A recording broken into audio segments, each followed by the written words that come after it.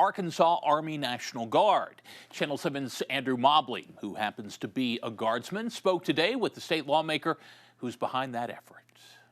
Currently, Arkansas law effectively limits the circumstances in which guardsmen and women can be activated for state duty to instances where the governor declares an emergency, for example, natural disasters. Currently, our airmen and airwomen and Army men and women can only be on state active duty during a declaration by the governor.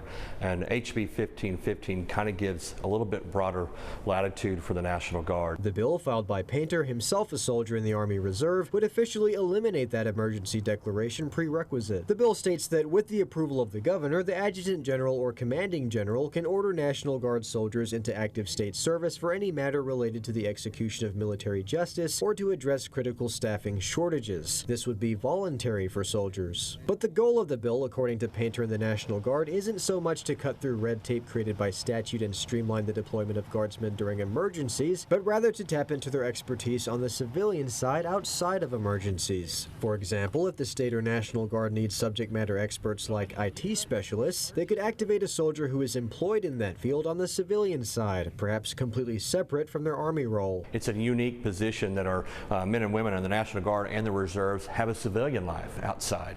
And so they do other jobs that may not be their military job. And so if we can use those assets to help our National Guard and help our state, then let's use those people on the other duties outside of what they have in the military. Arkansas Army National Guard Public Affairs Officer Colonel Joel Lynch told KATV that the Guard has, in the course of trying to plan how it cooperates with law enforcement agencies, run into issues trying to involve guardsmen who are in law enforcement in their civilian lives, having to compensate by using days allotted for drill weekends or annual training instead of simply being able to place them on state active duty status. What we really wanted to do is pull some more people in who are actual law enforcement officers and some guys who work for the FBI and people work for other state agencies.